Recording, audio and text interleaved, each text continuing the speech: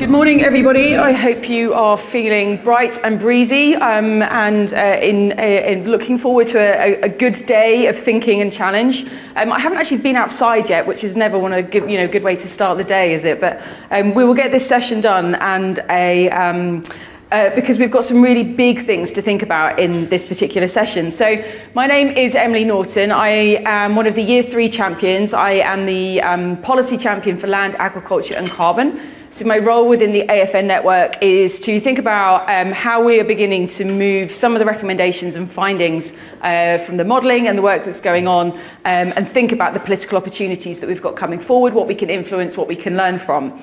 My background is I'm born and brought up in farming in Norfolk, still have a small farm there. Spent most recently time working as head of rural research for the property consultancy Savills, which was where I really kind of came across these land use change challenges, in particularly working with some of the biggest institutional landowners in the country who were beginning to look at their net zero footprints, looking at their carbon footprints overall, and sort of asking some fairly interesting questions along the lines of, we would be in a better position if we just gave up food production. So essentially repurposing the whole of their rural portfolios to no longer be producing food. And I realised at that point that we had a bit of an uphill challenge to try and work out how we communicate the value of multifunctional land use when you're only being held to account on one particular metric, which was carbon, and that the carbon footprint of agriculture was really not where it needed to be in order to justify ongoing balancing within that kind of portfolio perspective. So really interesting, and I'm really thrilled that actually a lot of them got round from thinking, crikey, this is a problem, to blimey, this could be the source of some really interesting solutions. But on we go. We have got ever more challenges on our limited land footprint. And I think there's something uniquely interesting about being an island economy and thinking about this, because we cannot expand. There's no expansionist tendencies other than understanding the limited land footprint that we've got. And so how we use that land in a resource-constrained post-fossil fuel future is a really valid and valuable question to be asking. Clearly, we know that the agri-food system is the largest component of UK land use at the moment, and it's the only way we can reliably access sequestration potential is through utilising our land base differently. But we have multiple competing demands. Yesterday, in particular, sort of thinking about the planning and infrastructure bill, we tend to think about food versus carbon, but actually this is really much broader than that. Housing, energy, infrastructure, nature as well, all need land. And how we then integrate food production and the food production paradigm in a way that preserves our identity as a country and our ability to feed ourselves is absolutely critical. So the much longed for land use framework, which is going to be the solution to all of this, right, Tom? Has been, the consultation has been published, and I'm really excited to be getting into thinking around some of that and interested to read the vision for multifunctional land use that it sets out. But there are more paradigms to this. How we use the land and how we use the land to keep us healthy, in particular what we are eating from the land, is a really critical part of the overall problem that we are facing into. So how we reconcile all of these competing demands is the centre of the next sort of 45 minutes or so of presentations. So I have an amazing panel. We have got Lee-Ann Sutherland from the James Hutton Institute. We've got Tom Lafford, who's head of land use change project team at DEFRA. One of my fellow champions, Ali Morpeth, who's a registered public health nutritionist, and also Kate Bannister, who's the Net Zero Project Delivery Manager from the National Farmers Union. So a really broad range of perspectives. They're all going to introduce themselves in the context of their sort of opening gambit. And we're going to go with Lee-Ann first, because you have some slides to share with us. Thank you. Well, good morning, everyone. Like the good academic I am, I brought some slides with me. Oops, and nearly forgot my clicker to move them through. So I am the director of the International Land Use Studies Centre at the James Hutton Institute, way up in Aberdeen, Scotland, which gives me a broad remit over land use change modeling, soil analysis, and socioeconomic sciences, which is where my home sits. I'm an agricultural sociologist. I was born and raised on a farm in Canada, and I have spent my career becoming fluent in speaking farmer. So talking to farmers about why they do what they do, and more often why they don't do what we would like them to do. So I wanted to give you just a little bit of background. We've been asked to talk about some win-win, win-lose kind of scenarios, and I wanted to take you through some basic social theory. It's early in the morning, I know, but I think it will probably provide good context for the conversation to think about how the kind of transformational change that needs to happen can actually happen. I'm going to caveat it by saying that land use is a whole system. So if you want to change farming, you need to change processors, you need to change supermarkets, you need to change consumers. But I'm going to talk particularly about farmers, and I think this will probably resonate with how you yourselves make decisions. This is the triggering change model, and it's something that we've developed working primarily with farmers, but it's based on social theory called the elaboration likelihood model that I will not get into. But essentially it says that all of us, farmers included, very normal people, farmers, are path dependent. You probably didn't think too much about what you put on this morning because it came in your suitcase, right? Or the car that you drove the last time you drove because it was what was sitting in your garage. Farmers have land that is capable of particular things. They have investment in infrastructure. They have skills and knowledge on how to produce particular things, and a strong cultural identity of being good at producing those things. Making changes to that happens incrementally. They gradually adopt new technologies, new ways of doing things. But if you want a major transformative change, you need a trigger event. You need something big to happen to make them, frankly, rethink their life choices, because that's what farming is. That could be a disease outbreak. Quite often it's farm succession. Or it could be something like inheritance tax coming through. And suddenly people are rocked back and need to think about, what am I going to do? And that is when they become active assessors. They start really thinking about, what are the options? What can I do? If they find an option that works, one of which frankly is leaving farming, but hopefully not, then they progress through implementation. It consolidates. They do some experimenting, maybe some co-development, maybe a secondary innovation. So if you're putting in a robot milker, your electricity bill will go through the roof. You might think about solar panels, right? But it becomes then your new path dependency, and you carry on making incremental changes.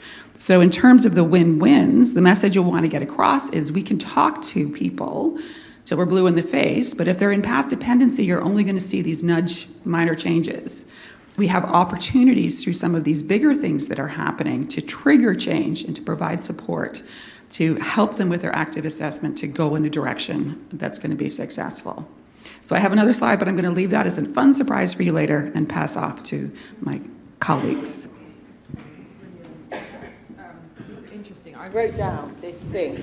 Intervention has the most power during active assessment phase because, yes, in terms of achieving change, there's a lot of active assessment going on across the industry. Is that microphone okay? Yeah, okay, great. Fab. Right, let's come to the rest of the panel because we've got some brilliant people here. Ali, I've got a slightly provocative question for you. You're a public health nutritionist, so tell us why you're on a panel about land use. So for a long time, I think what we've seen in the food system is different sectors playing out in different ways. So we've had kind of public health professionals really focused on diet quality and improving the diet quality of populations.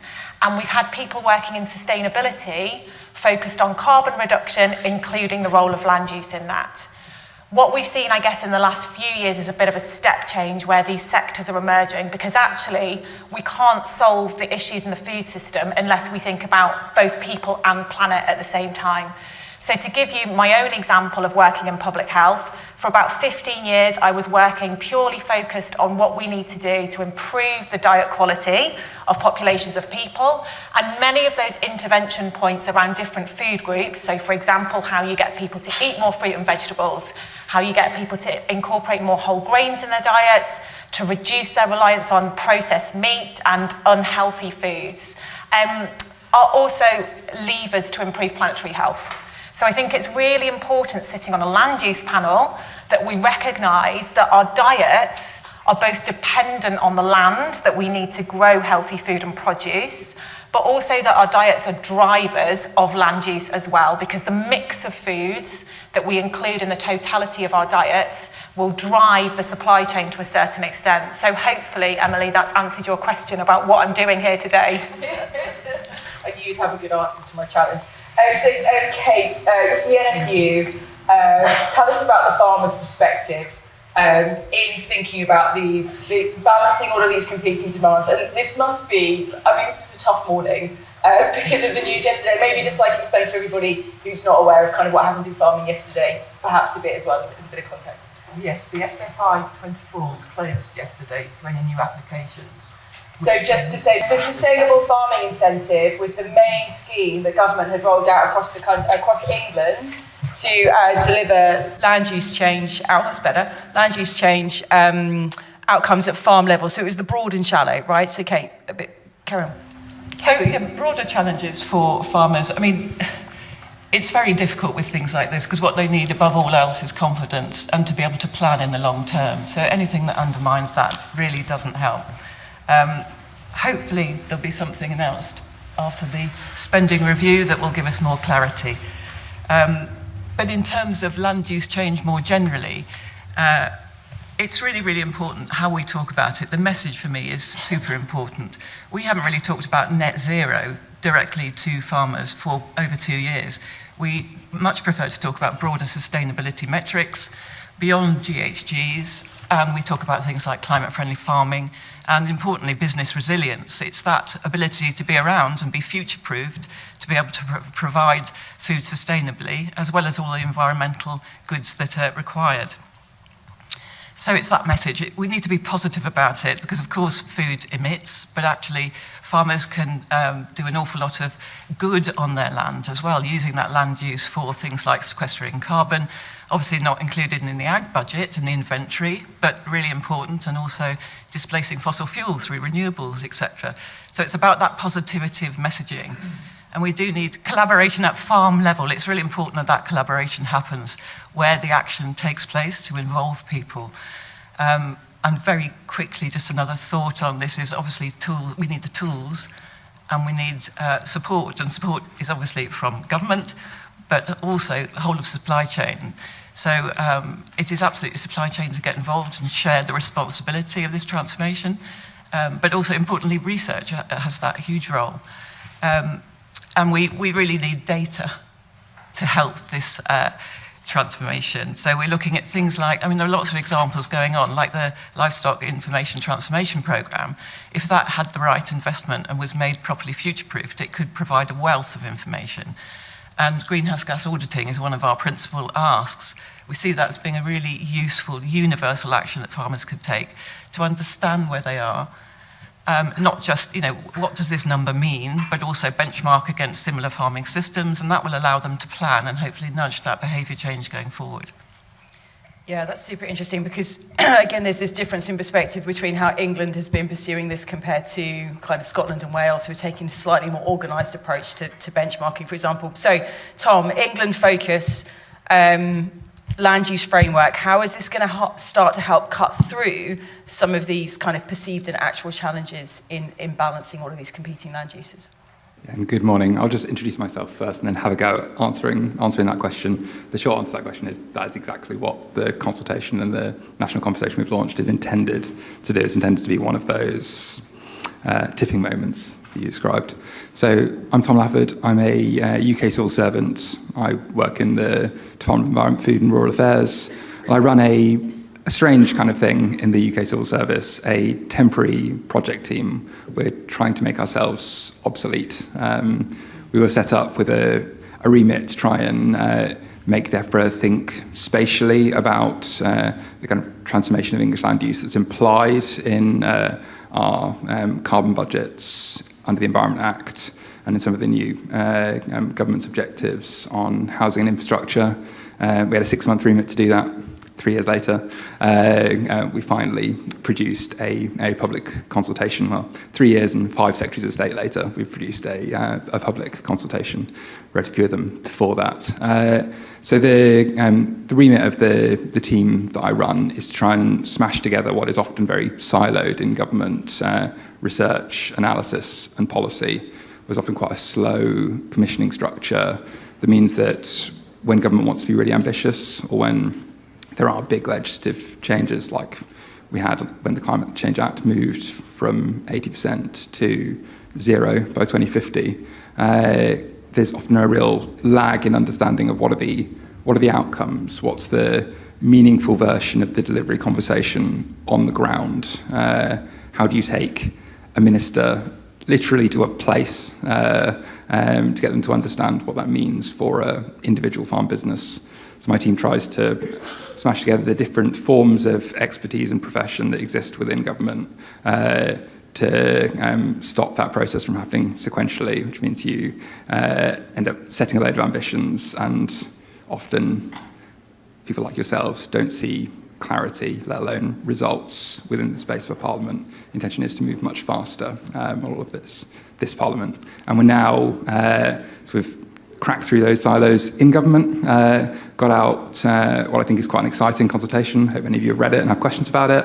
And now we're trying to get my colleagues, get ministers out of Westminster into a much bigger public conversation that really shouldn't be happening just in the southeast of England, which is why we're taking workshops, focus groups, more involved roundtables, discussions like this one, everywhere we can across England. We've got workshops in every English region over the coming weeks to try and get into some of the grittier, harder barriers to all of this. Brilliant. Thank you. Lee-Ann, I mean, your work has been in Scotland. Yeah, and Scotland have had a land use framework for quite a long time. How has it helped Scottish farmers and Scottish land managers think about change and the work that you've been doing with them to help understand these changes? Perhaps you could tell us a bit about that. It's a bit of a tricky one because, to be honest, one of the particular challenges we face in Scotland is that our land use policy and our agricultural policy are in separate sections of the government. And so although we have a land use framework, and it has been really helpful for setting up kind of regional consultations and national park engagement in land use and that sort of thing,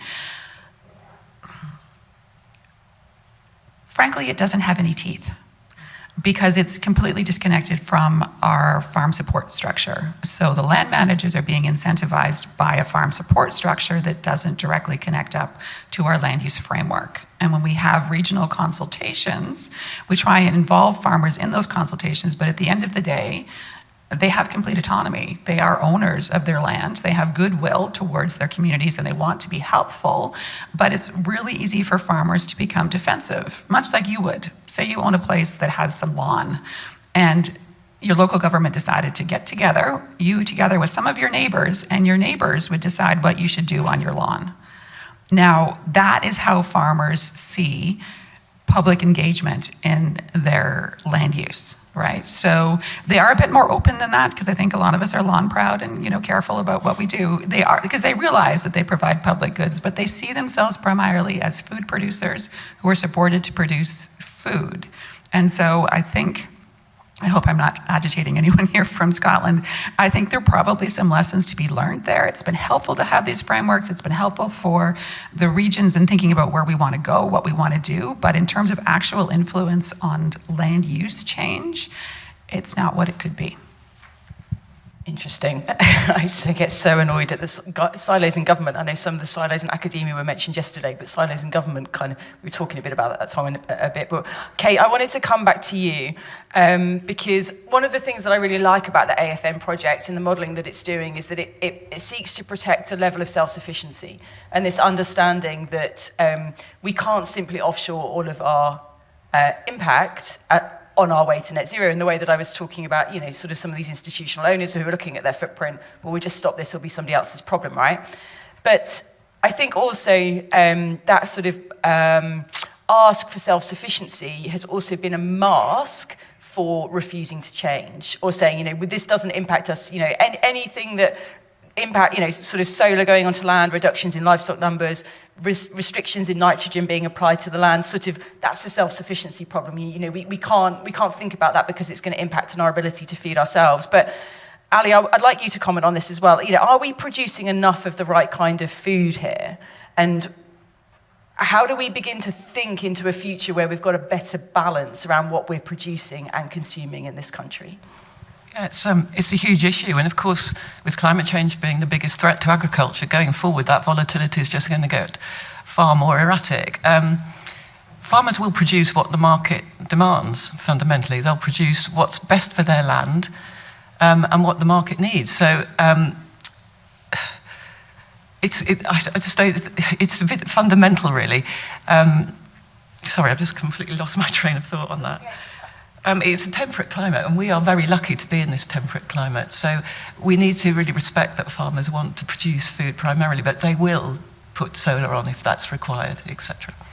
I think this point about market is so important, because if people are hungry, we need to source food, right? And I sort of think at the moment we're making some of these decisions from a position of comfortable abundance. And actually by 2050, it's highly likely, and certainly some of the scenarios that the AFN team have modelled, we can't have that comfortable abundance as a default assumption about how we're making choices around, allocation of land. So we'll come back to that, but I sort of think this responsive by design principle within the land use framework, Tom, is particularly good for that. We need to make decisions in the right long-term interests, but account for the fact that all of these things are going to be changing and outside of our control to a certain extent. So Ali, what would a really good diet look like if we were sourcing it from UK land? There's two issues at play here. One is about self-sufficiency being really important, and I think Emily speaks really well to the position on comfortable abundance, but actually we're seeing increasing global shocks, pandemics, disruption of supply chains, wonky trade deals. So the question of self-sufficiency, I think, needs to be absolutely top of the conversation when it comes to public health as well as land use. My second question, though, and I don't necessarily have the answer to this, is what do we want to be self-sufficient in and to what extent? So from a public health point of view, we're producing about 60% of the food that we consume in our diets, which is a decent level of self-sufficiency.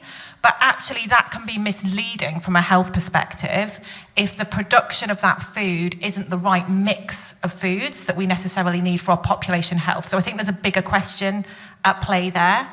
And I would just really flag to the room that in the UK, we've got diet quality. Like 1% of our population achieves a healthy diet. So there's a much bigger question here around the mix of foods that we want to be self-sufficient in.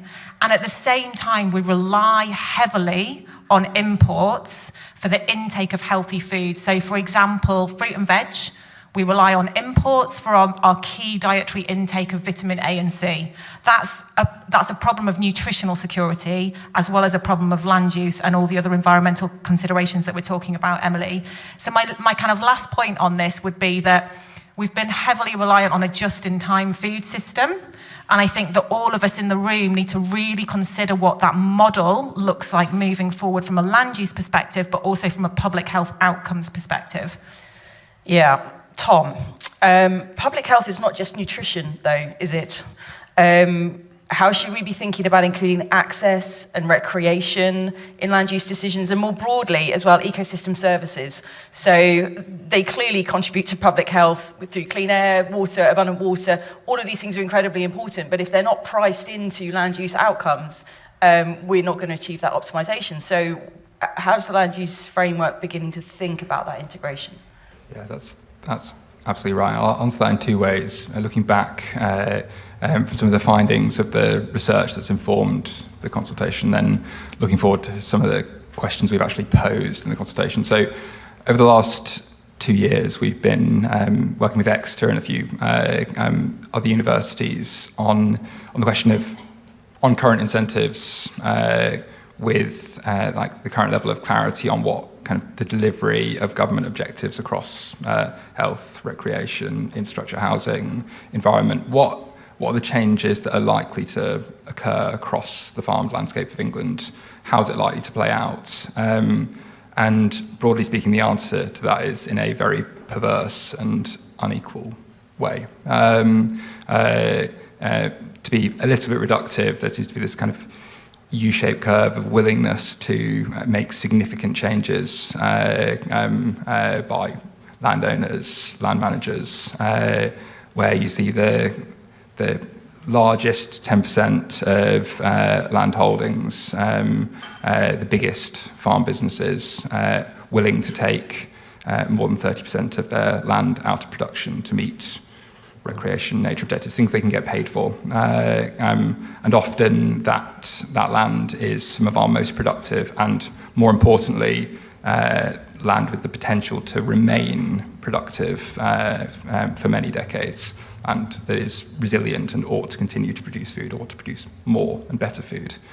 And then at the other end of that U-shaped curve, you have many of our upland farmers who are looking for a way to ensure farm business viability, looking for basically any opportunity to maintain their landscape, be good stewards, achieve farm business viability, and so are willing to do whatever it takes to achieve that, and then willing to take 30% of their land out of production.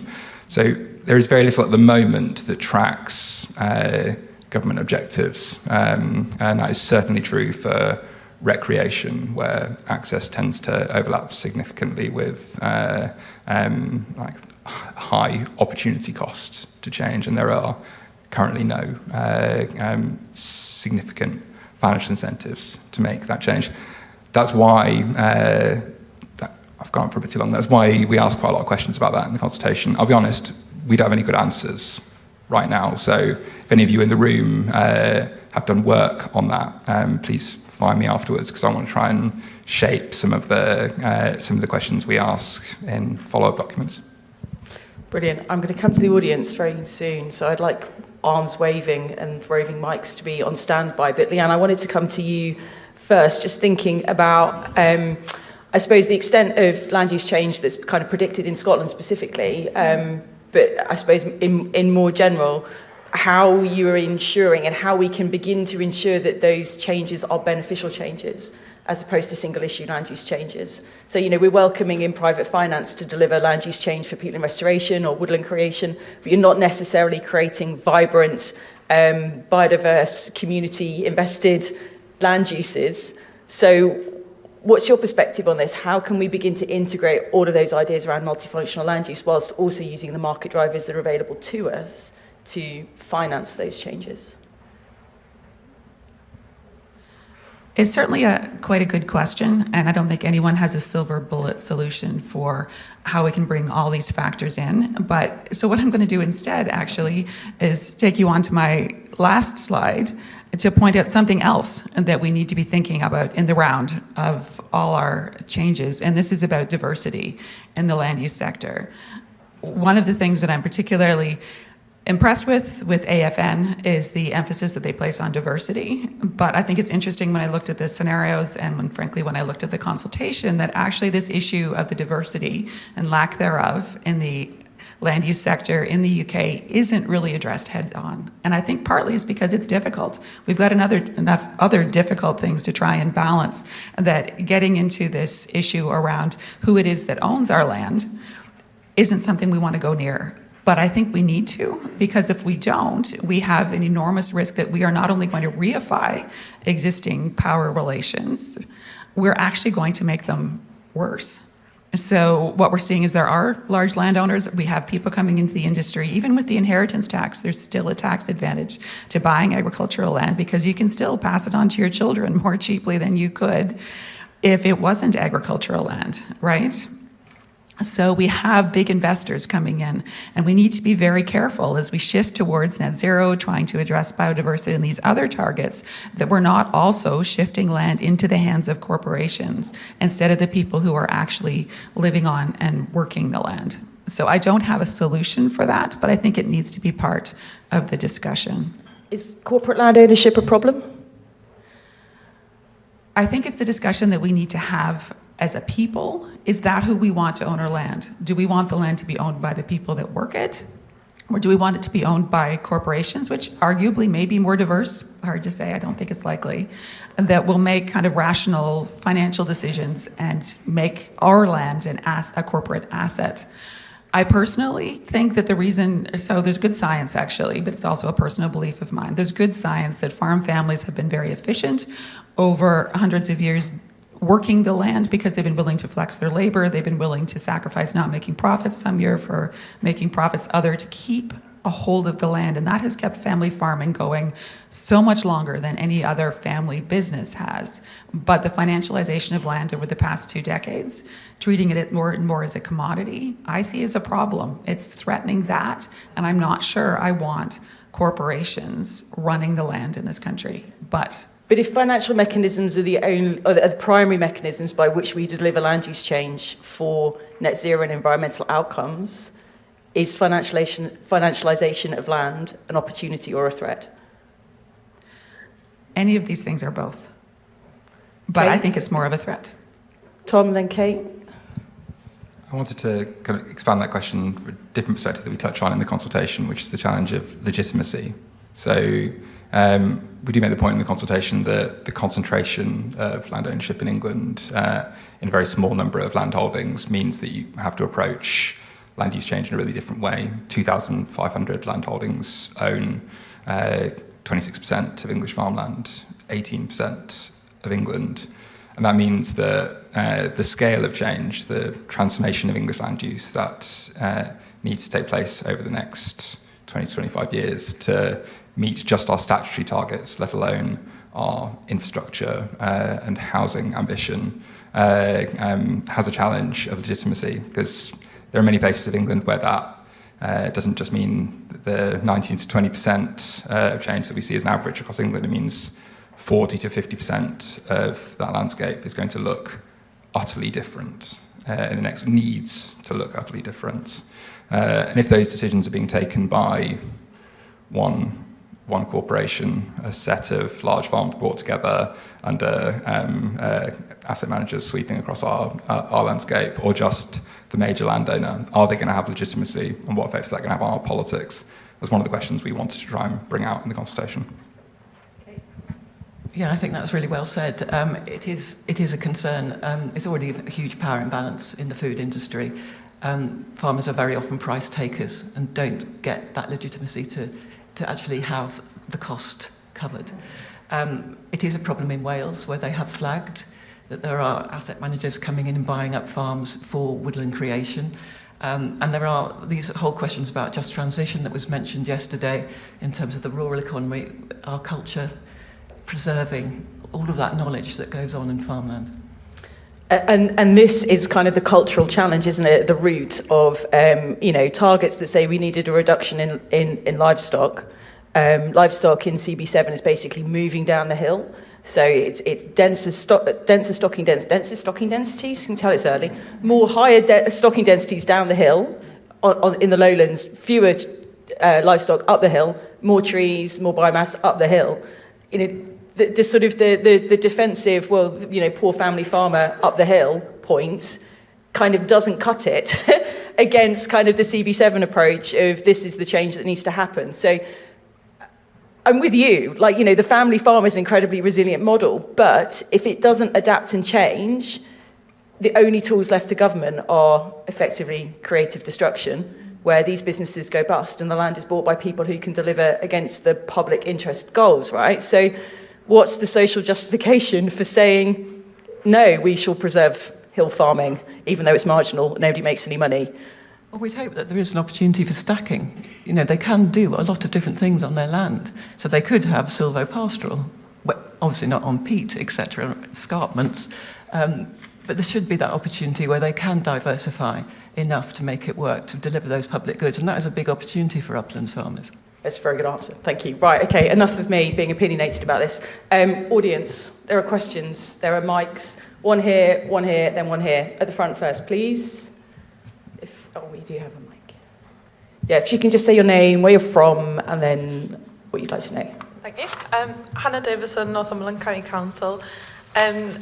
Really interested in the land use framework, but do you think there's more opportunity to look at other tools that will have to shape place-based approaches to net zero around agriculture? I'm thinking especially things like the National Planning Policy Framework. It doesn't cover food in a specific section. It covers it in certain aspects, but if we don't have tools as a local authority to help shape our place, people can call nanny state, whatever, but that is one of our mechanisms to kind of say, this is what we want our area to be, and if we want it to be a really productive, diverse agricultural area with sustainable, resilient businesses. Do we have enough tools at our disposal to help make that happen? And I feel like we currently don't. So I think land use framework sounds like it might be one that might help. But if policy's not joined up across the areas, we've had the example in Scotland, is it going to do anything useful? Tom, devolution, discuss. Well said. Please put that into a consultation response. I think Tom Youngman, who's sitting next to you, was showing me yesterday a calculator that he's built with colleagues to help people understand some of the actual trade-offs in a place. I think one of the things that's really come out of the social research that's gone into this work is if you are growing food, you inevitably develop a richer understanding of place, particularly when you are a community growing food. So I think there's a big link between the food strategy that the government is developing and the land use framework. I'm really happy to get into some more detail on that, but I'll leave it there. Yeah, there's a tantalising word in the land use framework consultation about devolution and the opportunities of devolution, and I think it's something that we really need to lead into to kind of get decisions made at a stage of governance that means you can begin to link things together. I think that's a good observation. Right, question here. I can't remember which way around you fight over a microphone. Hi, I'm Kirsty McInnes from the UK Agri-Tech Centre. I've actually got two very quick questions, if that's okay, Emily. The first one is, I know a lot of farmers that would love to see their produce from the field actually remaining as real food and not being so highly processed, and a lot of consumers would quite like to get access to that real food.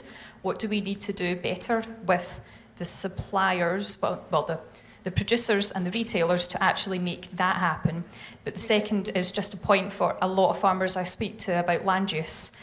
They say, and this kind of goes back to Lee-Ann about getting a bit defensive, they're sick and tired of being presented to and would quite like to present to you as government, because quite a lot of them have ideas of what they would like to do with their land that is not as productive, and hill sheep farming, they're kind of screwed to go anywhere else really.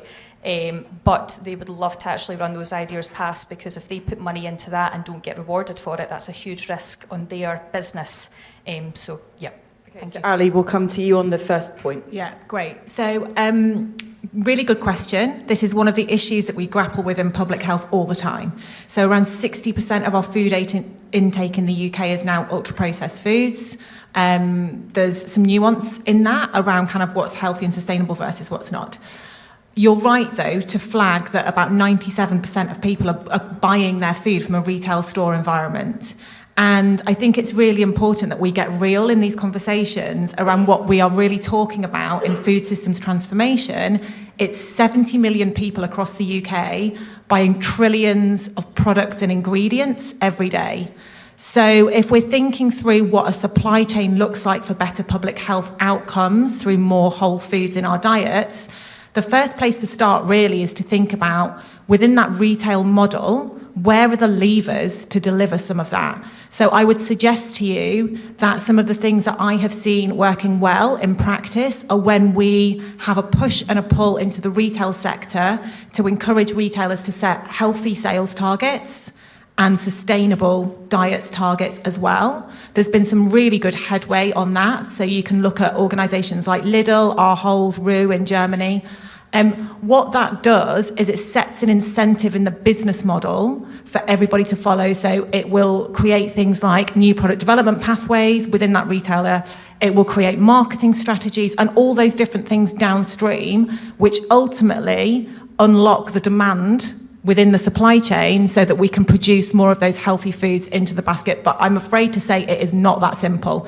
And it requires all of us in the room to be really thinking logistically about what the levers to pull are, and to take the conversation away from kind of the research basis to the real implementation in a retail store environment. Thank you. Okay, Tom, do you want to come back on the second question? On the question of making sure that farmers can actually pitch ideas directly into the consultation, I mean, that is exactly the point of putting out a consultation like this that is, I think, exceptionally candid in the way it sets out the problem, and it's clear that government genuinely doesn't have a route to hitting all of its objectives over the next 25 years. That's the reason why we're investing heavily in getting civil servants and ministers out of London during the remaining 6 weeks of this consultation period to be on farms in the regions of the country where change is likely to not to be significant but acute, very significant changes over the next 10 to 15 years. So we're trying to do exactly that. And Kate, there's a point here as well about risk and how farmers are kind of, because it's uncertainty, isn't it? Which means if you've got this vision of what you want to do on your land, but getting the finance, ensuring that you're going to be able to do something about it longer term, and you're not effectively putting the entire business at risk through adopting some of this. I mean, what more can be done there? Well, they definitely do need a much longer term view. I mean, even planning longer rotations, they've got that's years in the making. And for adding in public goods as well, some of these things, obviously, like trees, are much more, they need to be permanent. So it's what does that mean in terms of land use change? That changes the tax classification. So that doesn't help. So it's a lot of things to facilitate, and it's not just financial support, but also things like planning. It might be that somebody wants to put up a new dairy shed, and that will get rejected. But in fact, it might not be for denser stocking. It might be for emissions reduction. But it's that sort of flexibility that we're hoping will come through this land use framework in having the right data at the right level. And we really are encouraging all farmers to get in touch. We've got a huge programme over these next few weeks across the whole of England to get engaged and get that collaboration going. Brilliant, thank you. Question? Hello. Morning. Thanks very much for the panel. My name's Andrew Stark from the Eating Better Alliance. We heard yesterday from Denise and others on the panel about the real big cracks in our society. I mean, 200 food banks in one London borough. That is just absolutely shocking. And also we see the farmer protests going on. So there's some real cracks in our society, particularly within the food system. And I guess I'm interested to hear from the panel discussion so far, it sounds like a land use framework could be something that ticks a lot of boxes, brings in a cross-sectoral approach to our food system and across the food supply chain.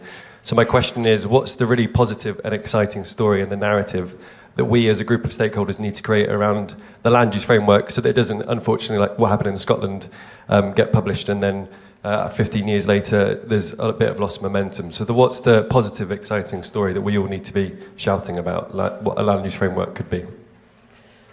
Who wants to go first? What's the vision?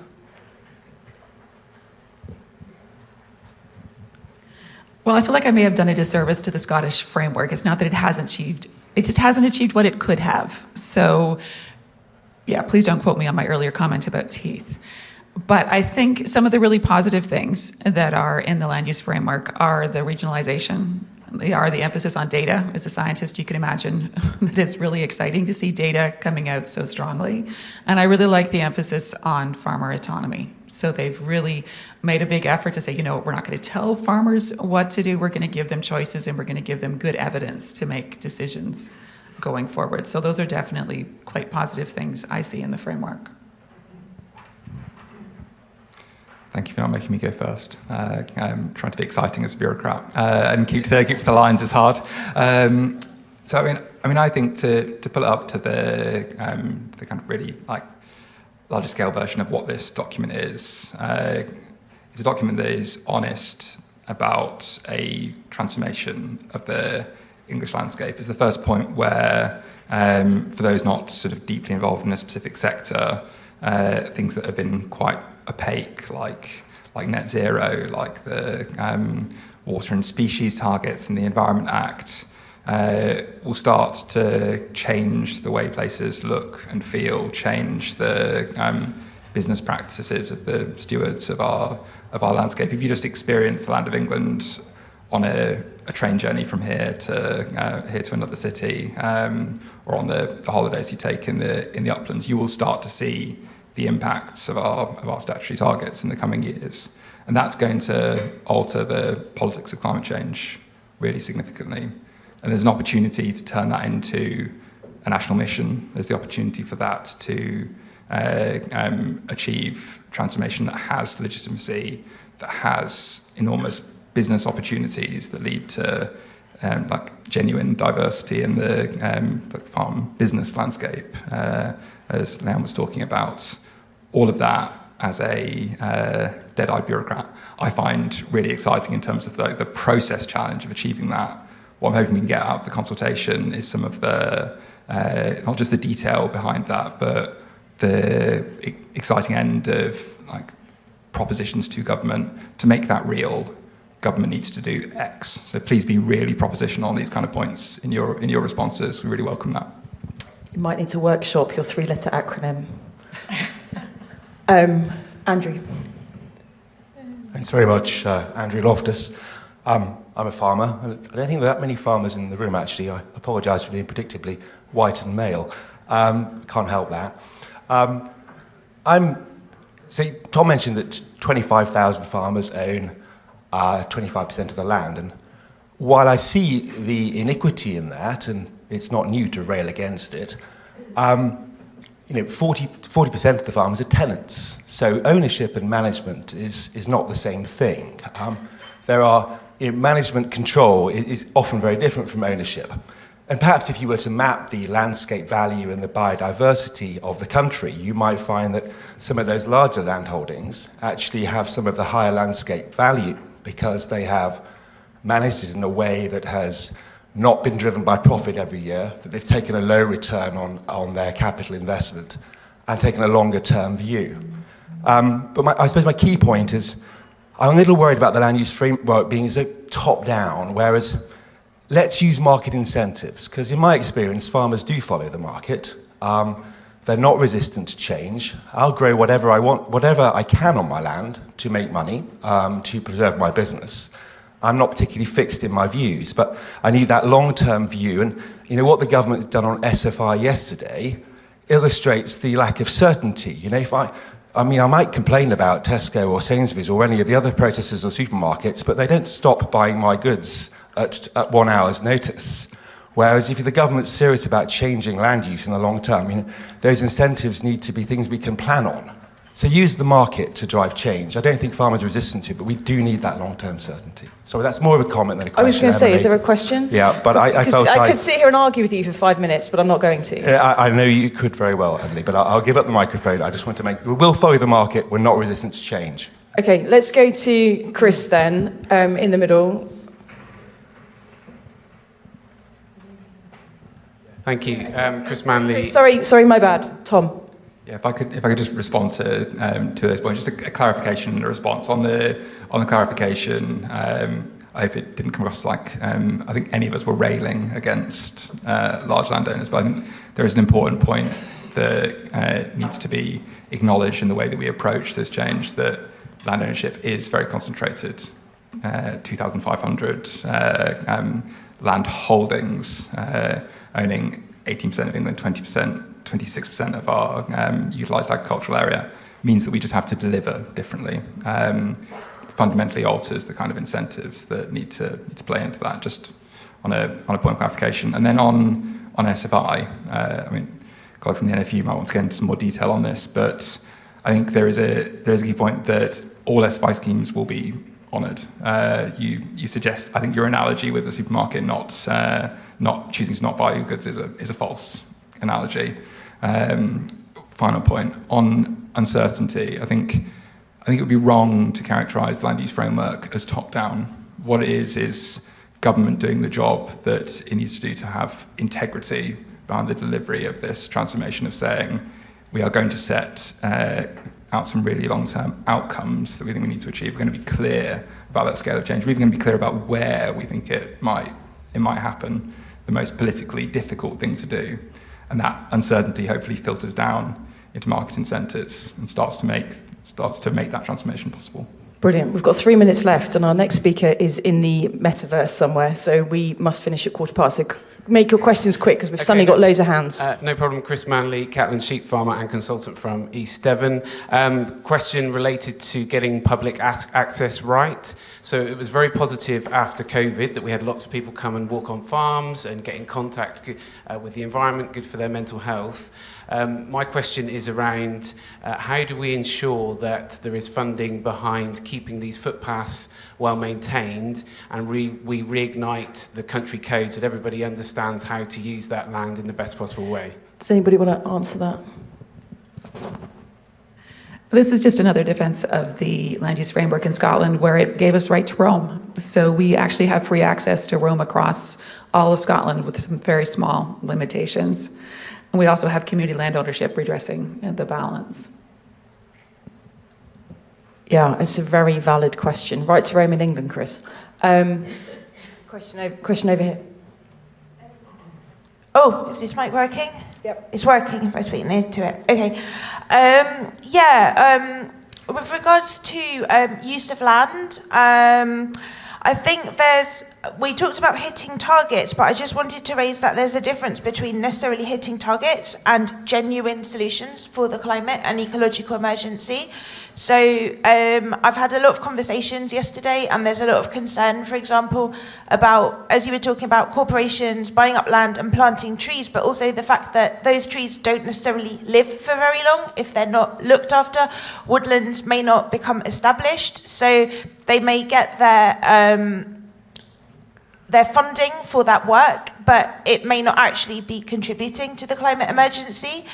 Quick question. Yeah, I haven't heard in any of the main plenary sessions much talk about other uses of land, such as fibre, hemp, reeds, typha, which can be used for building materials, for clothes, and for other fibre. And I wondered if that's going to be discussed as well. Thank you. You want to go, Tom?